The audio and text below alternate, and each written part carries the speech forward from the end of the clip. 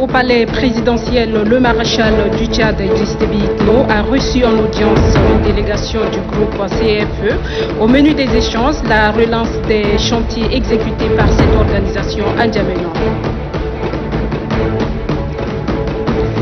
Et puis, dans le cadre de l'appui à l'économie tchadienne, une rencontre a eu lieu hier entre le directeur général de la FAGAS et celui de la BADEA et les opérateurs économiques.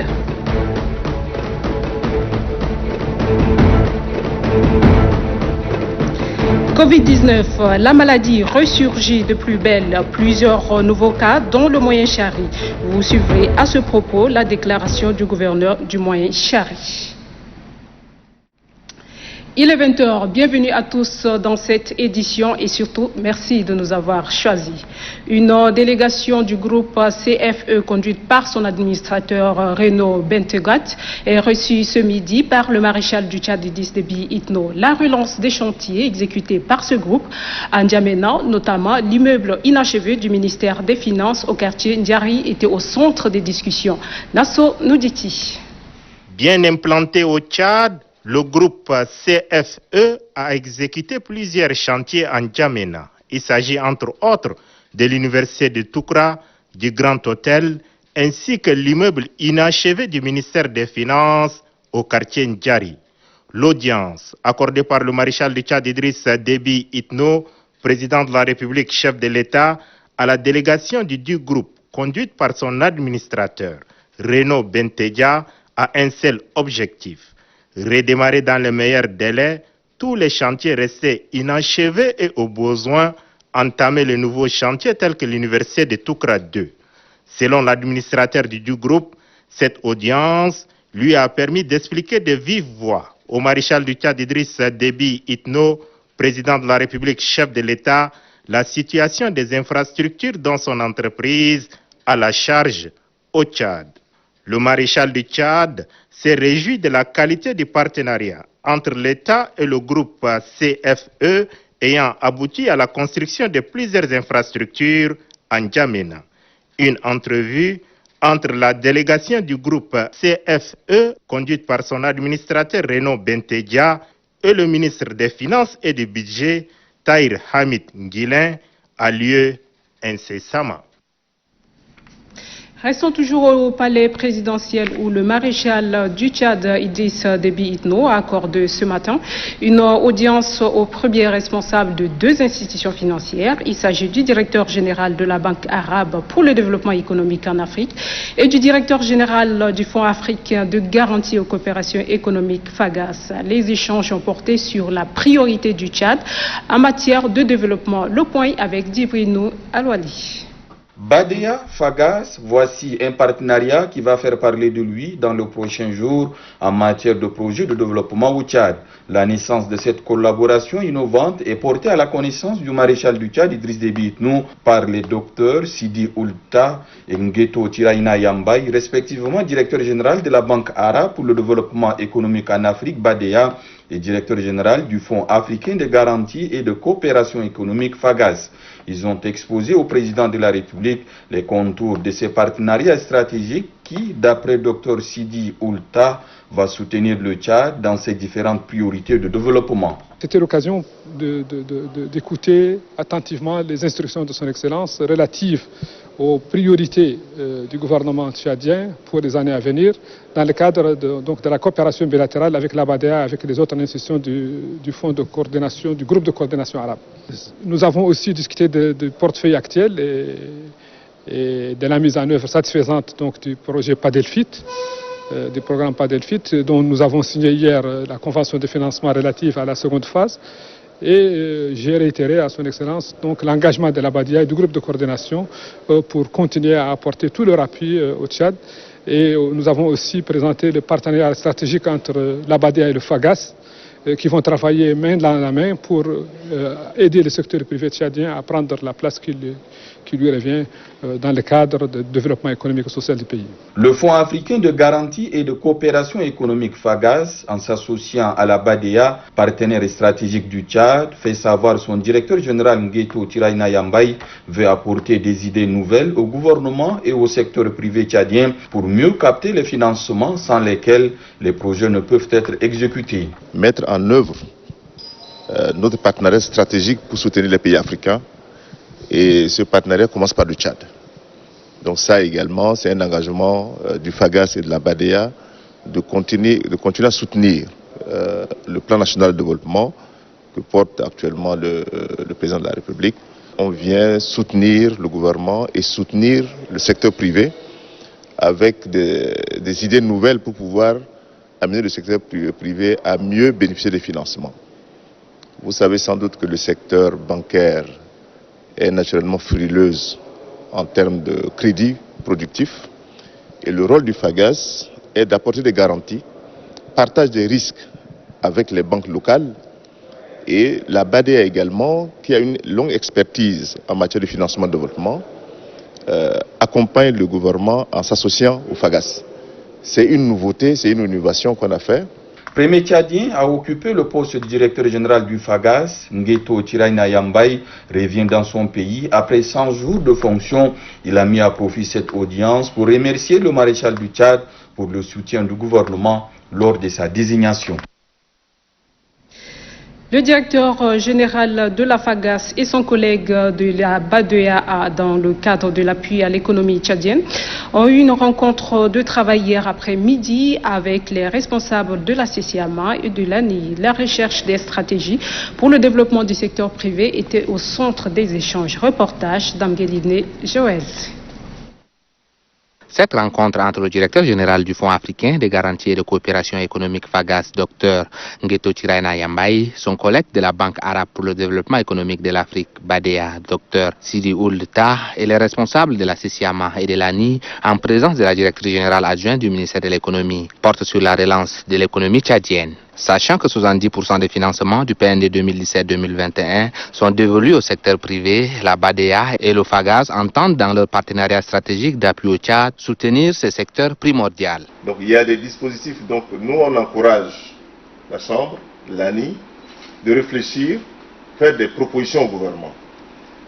Amener le gouvernement à adopter de nouvelles politiques d'inclusion financière, d'approfondissement financier, parce que les banques sont là normalement pour financer l'économie.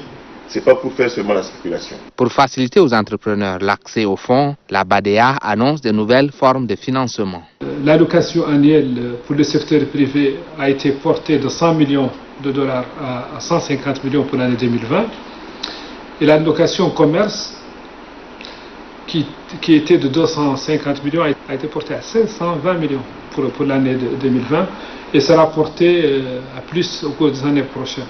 Les responsables de la CCAMA et de l'ANI ont profité de l'occasion pour exprimer les difficultés tant institutionnelles, réglementaires qu'organisationnelles auxquelles les hommes d'affaires tchadiens font face. La BADEA et le FAGAS, à travers leurs directeurs généraux, annoncent leur disponibilité à accompagner le secteur privé afin de le rendre compétitif sur le marché international. Flaminia Minelli est la nouvelle représentante du Haut-Commissariat des Nations Unies des droits de l'homme pour le Tchad. Elle a remis officiellement sa lettre de nomination au ministre des Affaires étrangères, ambassadeur Amin Abbas Siddiq. Une tradition diplomatique qui lui permettra d'exercer désormais ses fonctions sur le territoire national. La nouvelle représentante du Haut-Commissariat des Nations Unies aux droits de l'homme et le chef de la diplomatie tchadienne ont ensuite échangé sur la coopération entre le Tchad et l'institution des Nations Unies en charge des droits de l'homme. Une coopération que Mme Flaminia Minelli le promet fructueuse. Tout en lui souhaitant plein succès dans ses nouvelles fonctions, le chef de la diplomatie tchadienne a réitéré à la nouvelle représentante du Haut-Commissariat des Nations Unies aux droits de l'homme la disponibilité de son département et celle du gouvernement tchadien à l'accompagner dans sa mission. Le ministre de la Jeunesse et des Sports, Rotouang Mohamed Ndonga Christian, a reçu ce mardi la représentante résidente de l'UNFPA au Tchad, admise à la retraite, Edwige Adekambi Domingo, est allée faire ses adieux au ministre et salue également le nouveau partenariat qui vient d'être établi entre son institution et le département chargé de la jeunesse et des institutions. Reportage Yann Mouyebe.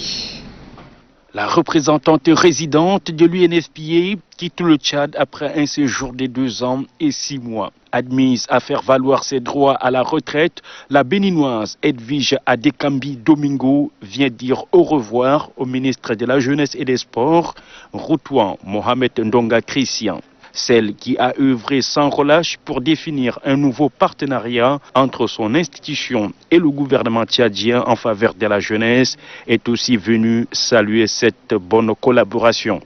Le ministre Rotouang Mohamed Ndonga Christian a tenu à féliciter Madame Edwige Adekambi Domingo pour son implication personnelle dans le renforcement des coopérations entre le Fonds des Nations Unies pour la population et les autorités tchadiennes. Durant son séjour, la représentante résidente a pu apprécier le dynamisme des jeunes tchadiens. Le maréchal du Tchad, Idriss Déby Itno, président de la République, chef de l'État et chef du gouvernement, a été élu par ses pairs comme champion de la jeunesse. On ne peut pas avoir à la tête du pays un champion de la jeunesse et ne pas avoir de petits champions.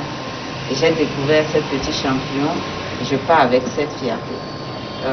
Que ce soit à N'Djamena, que ce soit à Gorée, que ce soit à Faya, que ce soit à Bol, j'ai découvert des jeunes engagés qui ont besoin d'être accompagnés. Intervenant principalement dans les questions de santé des populations, le Fonds des Nations Unies pour la population est aussi très présente dans l'organisation et l'épanouissement des jeunes.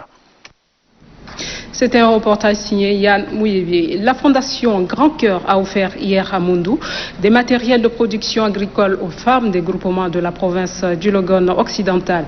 La réception est présidée par le gouverneur Ahmad Taha Mahmat Abdoulaye qui a vu la présence de la secrétaire d'État aux finances et du budget Alix Nembaye. Objectif, accompagner cette marche de la couche à s'abandonner aux activités lucratives. Varé l'a dit.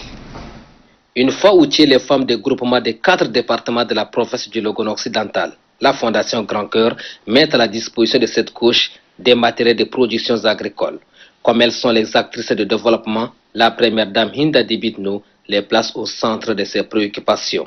Tout ce matériel que la présidente de la Fondation Grand Cœur vous offre s'inscrit dans le cadre de votre autonomisation, une préoccupation légitime du maréchal du Tchad Idriss Déby Itno, chef de l'État, président de la République. Ému du geste de cœur de la première dame Hinda Déby Itno via son organisation, les bénéficiaires ne cachent pas leur satisfaction. Le gouverneur de la province du Logone occidental, Ahmad Taha Mahmat Abdoulaye, a signifié que les multiples actions de la Fondation Grand Cœur permettront aux membres des groupements féminins de sa circonscription à s'intégrer dans la société.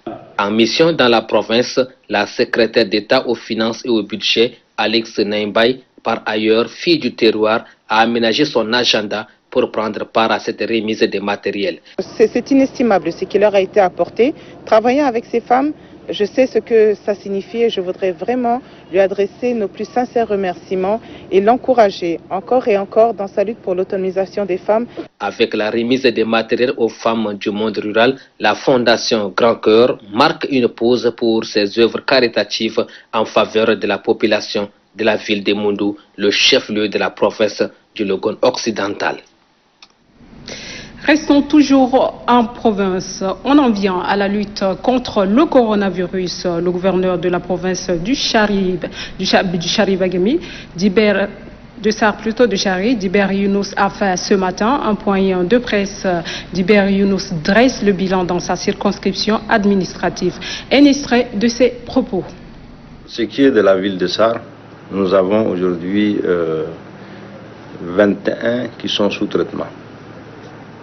Sur les 887 échantillons que nous avons prélevés depuis que nous avons commencé jusqu'à aujourd'hui, nous avons eu 125 cas avec résultats confirmés positifs, dont 53 femmes et 74 hommes. Ça, c'est pour la province en totalité. Sur les 125 que nous avons connus, aujourd'hui, 71 sont guéris et sont rentrés chez eux. Donc, il reste 43 qui sont sous traitement. Les 21 sont ici à Sarr, 1 à Kiavé, 2 à Danamadi et 19 à Maro. Et ceux de 19 Maro également, il y a des cas qui sont à la fin de leur traitement parce qu'on les a prélevés à temps et aujourd'hui, peut-être qu'il leur restera 2 jours ou plus pour être libre également. Sauf les derniers cas, les 5 que nous avons connus, et avec la situation d'aujourd'hui, je crois que c'est un cas.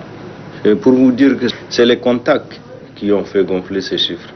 Ce n'est pas des malades en tant que tels, c'est une seule personne et c'est le contact qui a fait vraiment circuler la maladie, soit dans la famille, soit avec les amis.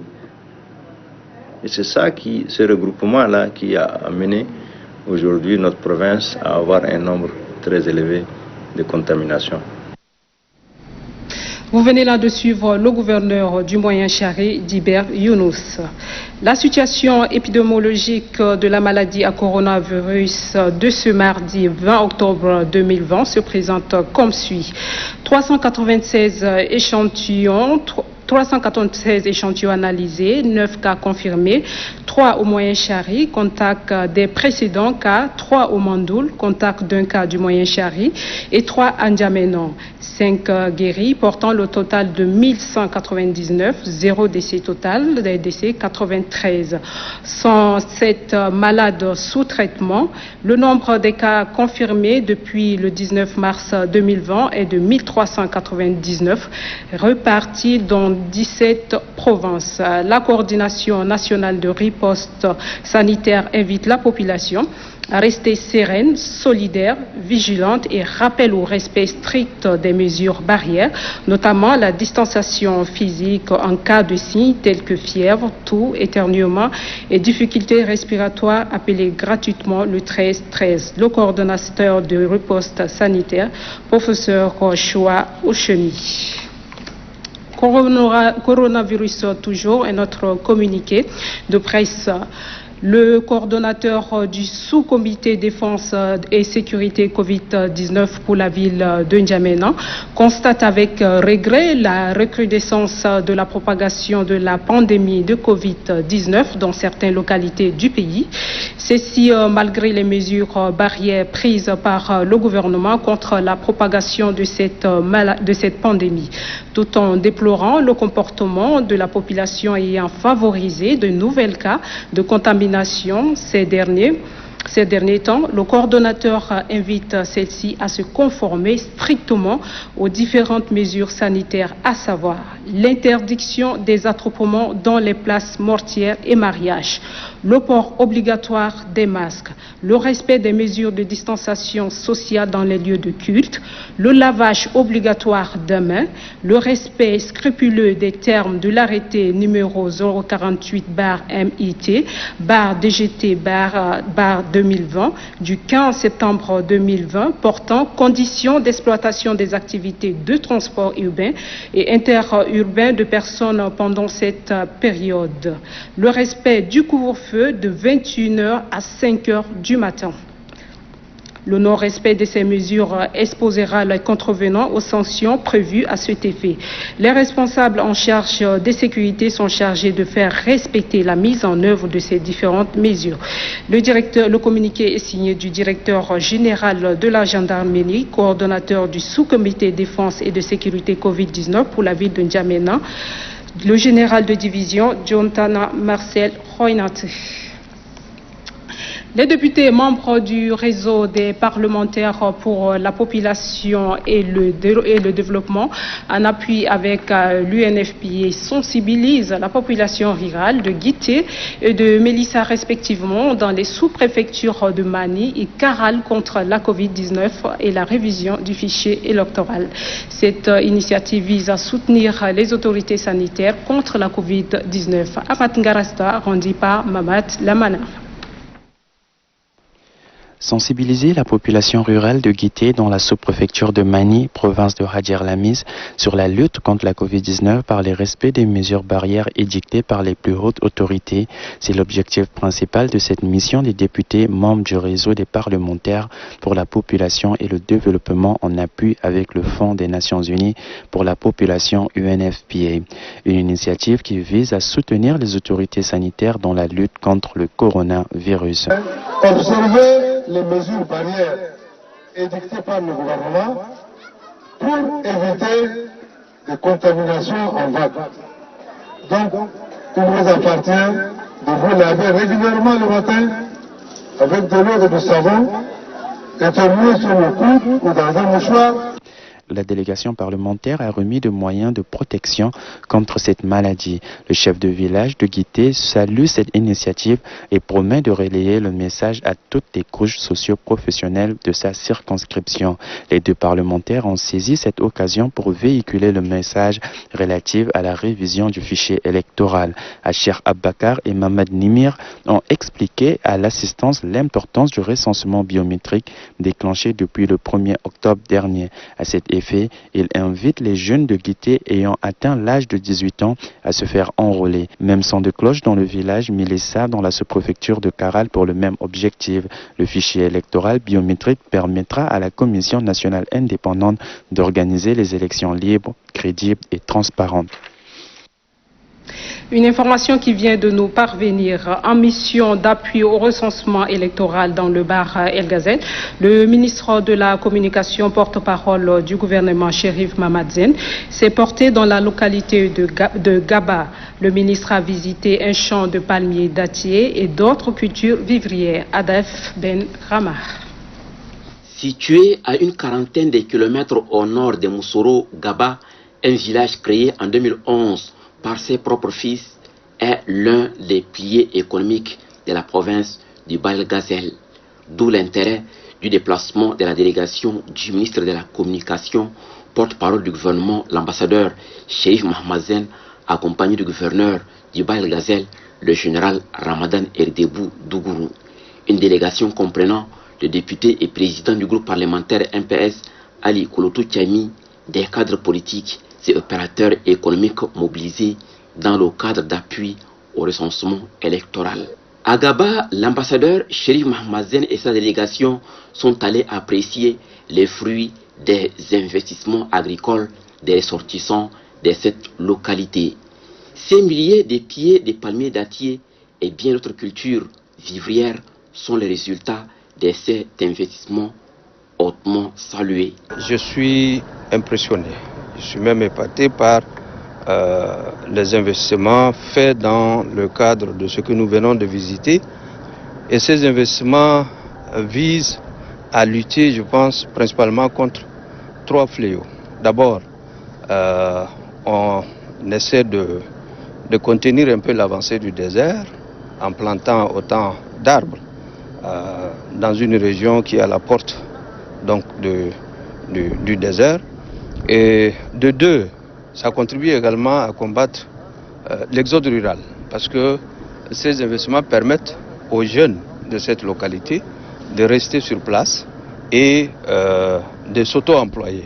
Donc je tiens vraiment cette occasion à féliciter surtout les habitants de Gaba qui ont eu cette ingénieuse idée donc d'investir dans la terre dont nous venons de voir les résultats, et c'est un exemple à suivre par les autres opérateurs de cette province. Le ministre de la Communication, cadre de la province du Baïl-Gazel, entend plaider la cause de cette localité en vue de son développement. Moi-même, et je pense le gouverneur aussi, nous allons faire un plaidoyer fort auprès du gouvernement pour que cette ville, au plus tard en 2021, soit dotée des infrastructures de base comme l'école, le centre de santé et l'eau.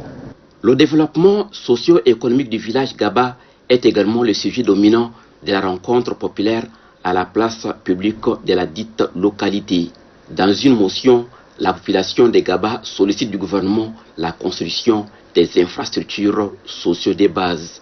Dans son intervention, le gouverneur de la province du Baïl-Gazelle, le général Ramadan Erdebou Dougrou, a encouragé la laborieuse population de Gaba au travail de la terre, car devait-il soutenir le maréchal du Tchad, Idriss Déby Itno, président de la République, accorde une importance capitale à l'agriculture et à l'élevage de mamelles de l'économie du pays. En langue du terroir, le chef de délégation, l'ambassadeur Chérif Mahamazen, après avoir salué cet accueil et l'élan des fils de Gaba, les encourage à œuvrer davantage en faveur du développement de leur localité et partant de toute la province. Le ministre de la Communication, porte-parole du gouvernement, exhorte d'autres populations de la province à suivre ces bels exemples de développement. C'était là le ministre de la Communication, porte-parole du gouvernement, Chérif Mahamazen à Gabar.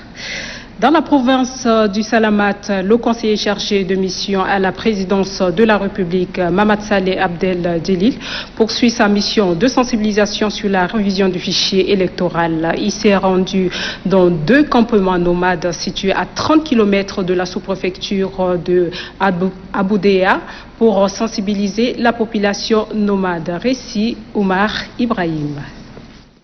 Ces éleveurs nomades viennent pour la plupart d'Oumhayer, dans les batailles des villages environnants du département d'Aboudéa. Leur inscription sur la liste électorale préoccupe les cadres politiques de la province du Salamat.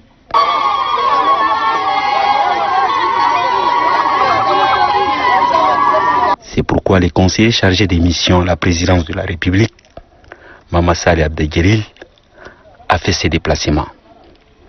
Aussitôt arrivés à Aboudéa, les conseillers accompagnés du chef des cantons, Rachid Amdakhash, Anadif Abdel Djelil et des autorités administratives du département s'est rendu dans des fériques nomades pour sensibiliser les éleveurs à se faire enrôler sur les listes électorales.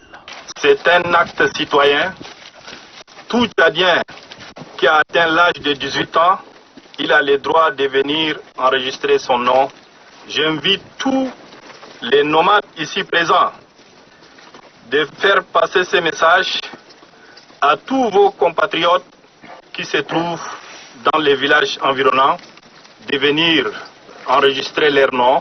Au nom de cette population nomade, les chefs traditionnels et coutumiers ont exprimé leur gratitude au maréchal du Tchad Idriss Déby Itno, président de la République, pour l'intérêt particulier accordé aux nomades.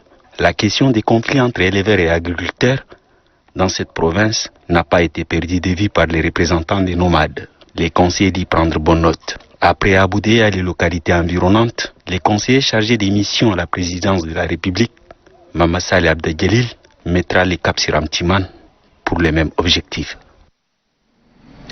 Nous poursuivons ce journal. En ce jour, dans la province du Guéra, le vice-président de l'Assemblée nationale, Moussa Khadam, a rencontré les opérateurs économiques de la dite province et par la même occasion offrit des générateurs à la CENI provinciale. Léa Maloum.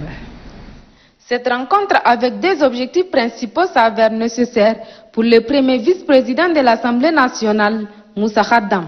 D'abord la remise des groupes électrogènes à l'équipe de la CENI provinciale confrontée par certaines difficultés telles que les pannes permanentes liées aux générateurs. Le premier vice-président de l'Assemblée nationale, Moussa Khadam, déclare qu'il est de son devoir d'appuyer la CENI provinciale puisqu'il fait partie intégrante du comité national du dialogue politique en ce qui concerne le déroulement des recensements du fichier électoral. Soumaïn Adi Albert, président de la CENI provinciale, remercie l'acte du premier vice-président de l'Assemblée. Il promet faire bon usage de ces matériels remis pour l'avancement des activités de la CENI provinciale. Ensuite, le premier vice-président de l'Assemblée, Moussa Khadam, rencontre les opérateurs économiques, question d'échanger sur les projets de la province. Ces opérateurs sont utiles dans les aménagements et aussi pour des échanges commerciaux. Le premier vice-président appelle tous ces acteurs à s'impliquer dans les affaires de la province. Certains ont énuméré les obstacles liés à leur métier et avouent qu'ils ont également besoin de soutien des autorités administratives pour gagner certains marchés. Restons toujours dans la province du Guéra où le premier vice-président de l'Assemblée nationale, Moussa Khadam, a mis aussi dans son agenda la lutte contre le coronavirus. Après avoir sensibilisé les jeunes de cette province sur le respect des mesures barrières, il leur a offert des matériels sportifs. Léa Maloum, une fois de plus. Cette visite sur le terrain a permis au premier vice-président de l'Assemblée, Moussa Khadam, de remarquer une volonté ferme des joueurs sur le terrain de football. Celui-ci, en réponse à leur demande, les soutient avec une somme de 150 000 francs CFA, en plus 10 ballons, des maillots et quelques cache-nez. Pour lui, ces jeunes méritent tout un encouragement puisqu'ils créent un lieu de distraction pour la population. Je suis venu vous dire une chose. Quand on joue, c'est parce qu'on est en bonne santé. Mais lorsqu'on est malade, on ne peut pas jouer. Or, nous sommes en période d'une pandémie que vous connaissez tous, la Covid-19. Vous avez vécu 20 cas ici, au Guéra. Maintenant, la possibilité de nous faire écouter par la radio et de porter nos images au niveau national. Grâce au cadeau que le maréchal nous a offert cette année, la station provinciale de la télévision et de la radio, alors que ceux qui m'écoutent là m'écoutent bien. Portez vos masques, faites attention, et ceux qui viennent vous voir là, ils n'ont qu'à rester séparés les uns des autres. Après cette cérémonie de remise de dons, c'est au cadre de la province du Guéra donne les coups d'envoi aux deux équipes, dont ceux de secteur 4 contre le joueur de secteur 5. Avant de quitter le terrain, le premier vice-président de l'Assemblée, Moussa Khadam, souhaite un bon match aux deux équipes du jour. Venu encourager les membres du bureau politique du MPS de la province de la Tandjilé, Maître Jean-Bernard Padaré, troisième vice-secrétaire général et porte-parole du MPS, est accueilli à Kélo. Aussitôt arrivé, il a tenu une rencontre avec les militants. Suivez ce reportage.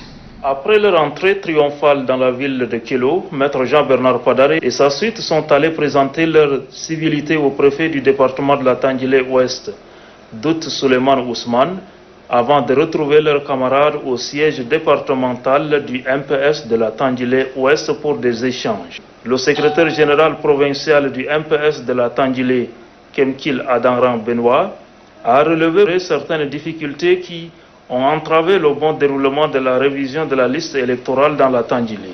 Ces difficultés sont entre autres la vétusté des matériels d'enrôlement entraînant souvent leur panne, l'enclavement de certaines localités à cause de l'inondation. Intervenant à son tour, le secrétaire général 3e adjoint du mouvement patriotique du salut et porte-parole du parti, Maître Jean-Bernard Padaré, se dit satisfait de ce résultat au regard des difficultés énumérées. Toutefois, il encourage les militantes et militants du MPS de la Tandjilé à redoubler de courage et d'ardeur dans la sensibilisation afin d'atteindre le taux de 50% au moins de personnes enrôlées. Au nom de ses camarades de la Tandjilé, membres du bureau politique national, Gelpina Boukar se dit encouragé par les propos de Maître Jean-Bernard Padaré et promet que le MPS se battra afin que la Tandjilé atteigne au moins un taux de 60% des électeurs potentiels enrôlés.